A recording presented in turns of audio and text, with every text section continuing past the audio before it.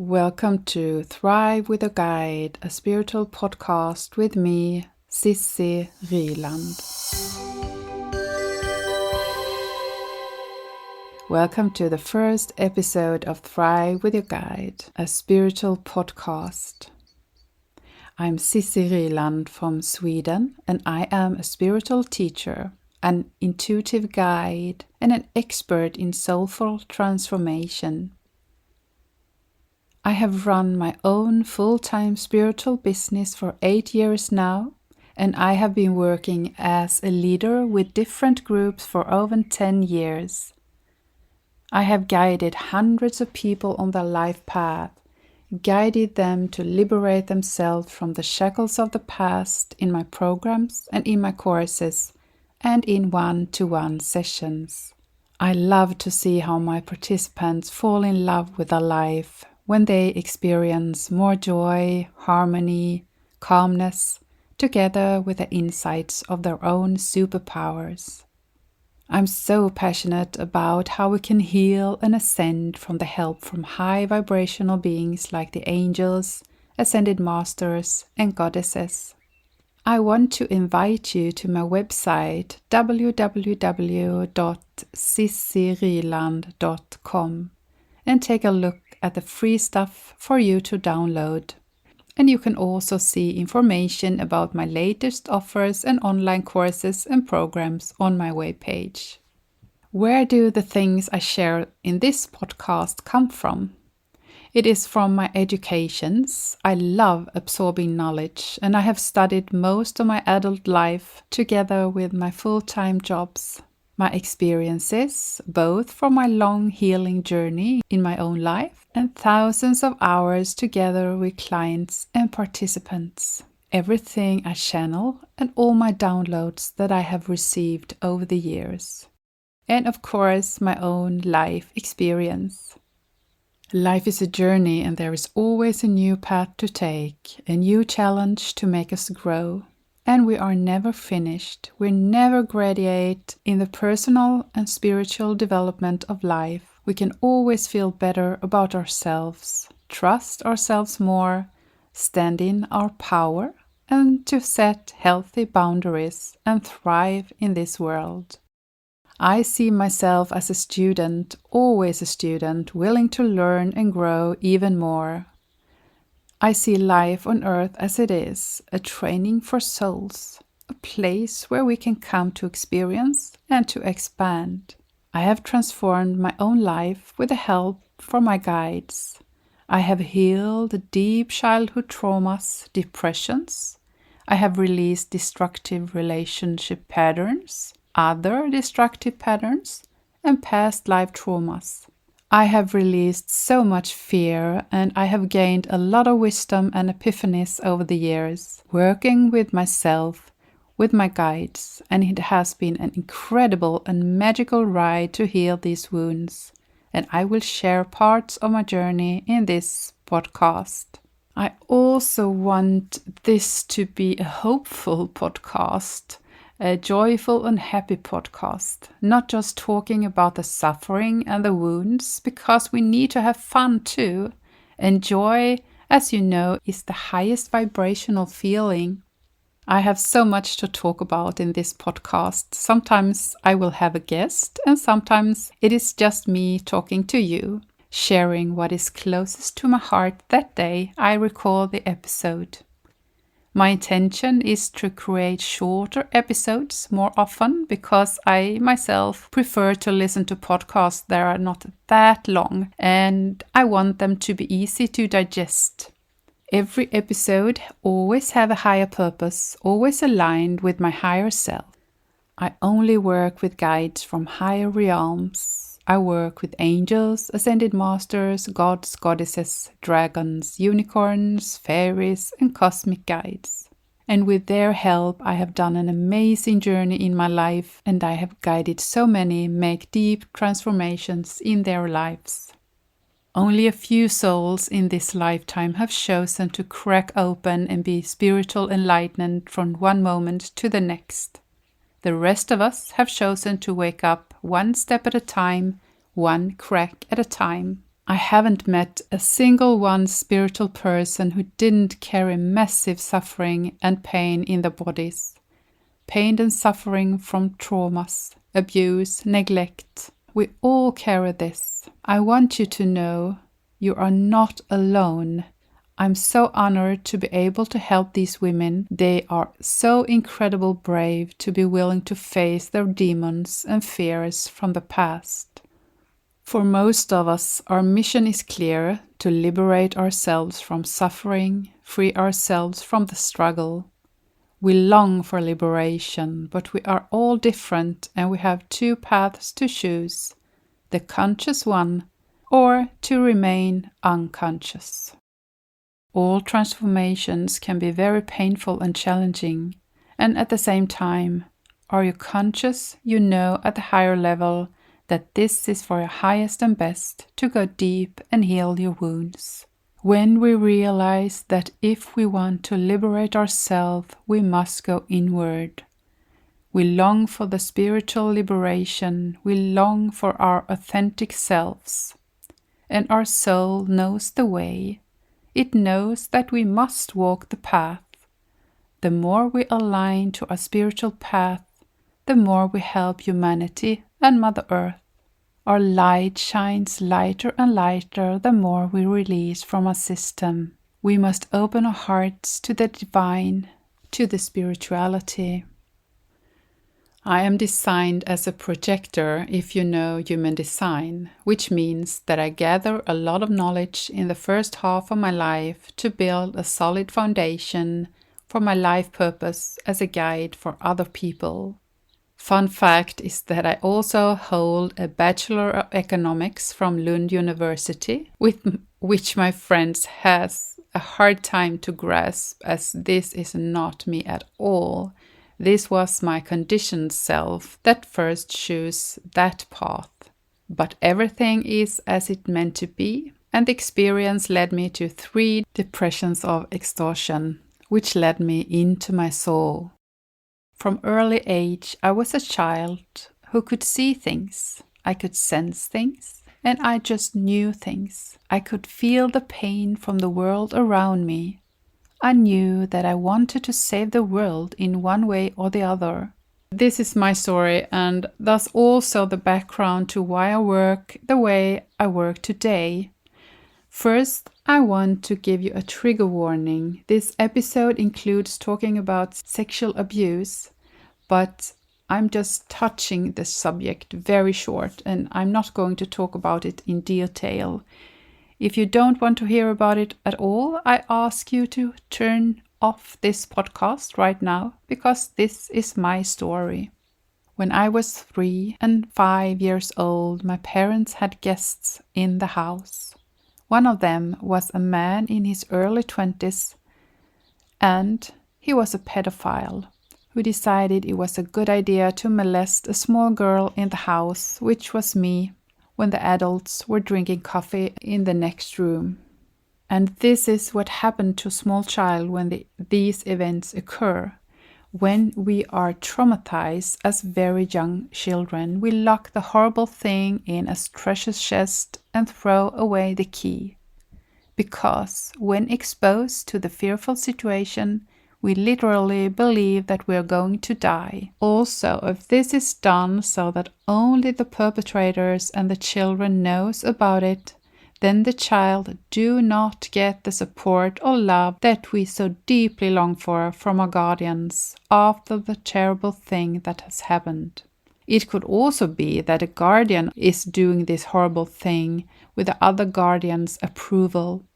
When we have been through this, we long for someone to show us that the world isn't as horrible as we've been taught. We don't understand and we don't remember, and we cannot understand why we feel so bad. Many of us who have been traumatized at a young age suffer in various ways from these traumas, even in adulthood. We can have different physical symptoms in the body. We rarely feel well mentally. Our chakras are affected, which means that we are affected both mentally and physically. We carry pain, anxiety, and a strong feeling of being in a prison that we can't get out of. The perpetrator seeks the light in the children, but instead the darkness is entering the child, and that dark energies is also affecting the child, and the older the child gets, often as a 50-year-old woman, she is suffering from this darkness in her body. This is why we have to heal and let go of the effect from the abuse and the trauma. Many humans live all their lives with these treasure chests locked, never daring to open them. They are so afraid of what they will find. But I call them treasure chests for a reason. When you find it and open it, a world that is fantastic open up within us, with many gifts. Being exposed to trauma is certainly not a treasure chest, but when we start working with ourselves deeply, then we find the treasures. We understand who we really are. For decades after the traumas, I felt really bad. I had depressions, I felt scared without knowing what I feared, and my nervous system was always in alarm mode. I searched for answers. I went from therapist to therapist, talked to counselors, psychologists, and even psychiatrists. I knew I was carrying something big and scary in my system, but no matter how hard I tried to reach out for help and explain how I was feeling, no therapist could help me. We were constantly on the surface of where I was. As soon as I started touching the painful part, they led me away from there. They failed to lead me into the shadows, the trauma. After 10 to 50 sessions at each therapist, they said they couldn't help me anymore. I simply had no more problems. This happened time and time again for many, many years, and this forced me to go inward. I always knew there was a light at the end of the tunnel. I always knew there was hope. And lucky for me, I'm a very stubborn soul. I was very driven forward towards what I knew existed as a liberation for me. I wanted to understand why I felt as I felt. I read tons of books in personal development and spiritual books too. Looking back in the mirror, I think that I would understand that I was traumatized if I was a teenager now, but back then in the 70s and 80s, people hardly spoke about those things. A trauma was only something that happened to people in war zones. And as I said, no therapist could help me. I was desperate and I felt so bad. Luckily, I was never drawn to drugs, but some of the therapists gave me pills and I was not happy about this. But I thought they knew better than I did. But the pills didn't make me feel better at all. And now, of course, I know the higher purpose of not getting any help. But during these years, it was of course difficult. I suffered a lot, like all other women and men who were exposed to these perpetrators. I functioned very well in society. I was an overachiever. I managed to suppress my anxiety and my fears. Because I was scared, I couldn't understand why I woke up every morning with a strong fear in my body. Every morning I had to tell myself that I had nothing to fear, that I was not threatened. But deep inside me were all my inner children, and they were terrified of being hurt again. But I didn't know they existed and didn't know what they had been exposed to. And one of the reasons I had exhaustion depressions 3 times was that I was separated from my true self. When I talk about these years when nobody could help me, I want to share the concept of the wounded healer, which is so important to know. The wounded healer is a concept developed by the Swiss psychologist and psychiatrist Carl Gustav Jung. This concept means that everyone who feels called to work therapeutically with other people also carries their own wounds. We have been hurt and wounded so that we can work with other people. We need to have the wounds to be able to help others with their wounds. But to be able to help, we need to know our wounds and we need to have healed them. Otherwise, we will lead the client away from the trauma, as every single one of my therapists did. Often we meet clients who have been through the same things as us, and as we have healed our own wounds, we can help our clients with theirs. That is how the universe works. And my strong belief is that if we do not heal our wounds, we cannot shelter or understand the wounds and suffering of others. We avoid the pain and the suffering from the client because it's too much for us to handle. I am an intellectual soul myself. I have studied a lot at universities and I have lived an intellectual life for many years. And it is great to have this knowledge base, but to deeply understand a person, we have to combine our knowledge with open hearts, with love. We have to feel the clients, we have to see them. When I got my second depression, I had a lot of anxiety and I could hardly get out of bed. I spent my time under the cover and I felt like I was afraid of the whole world. In my darkest moment, lying there under the blanket, I decided I had to turn my life around myself because I understood that no therapist could help me. I turned inwards and I read so many books. I work with meditations, breathing exercises, and endless hours of journaling. I did a lot for myself, and it was in these exercises I understood that I was held by the angels. I got so many signs that I hadn't been open to before. My soul had forced me into this depression to open my eyes for the realization on how held we are and how much help we can get from our guides. The next step my guide showed me was that I should attend a course in psychosynthesis. When I started this training, it became clearer quite quickly that I suffered from trauma from early childhood. However, I didn't get clarity on what it was, but I got to see its effect in me and in my behavior and in my body. Psychosynthesis freed parts of me in a way that no one else had managed to do before. I was an expert in hiding my emotional suffering, and the psychosynthesis training was great and it gave me so much, both personally and spiritually, but I did just touch the surface of the trauma. But just the realization that I was carrying a big trauma was incredibly helpful. So many pieces fell into place. I went on and studied to become a life coach because I felt so strong about serving other people, as this is part of my mission on earth. I attended a 2-year-long yoga and meditation teacher training, and I started doing yoga every day and meditate every day. I then attended a training in Step 1 Psychodynamic Psychotherapy. I learned a lot about the human psyche there. It was a great theoretical education, but I was a bit shocked after the psychosynthesis by how much mind there was in this education and so little emotions. We did not do any exercises to help with ourselves in depth in the way that we always did in psychosynthesis. After 2 years, when I was a graduate as a Step 1 psychodynamic psychotherapist, it was time for my next step.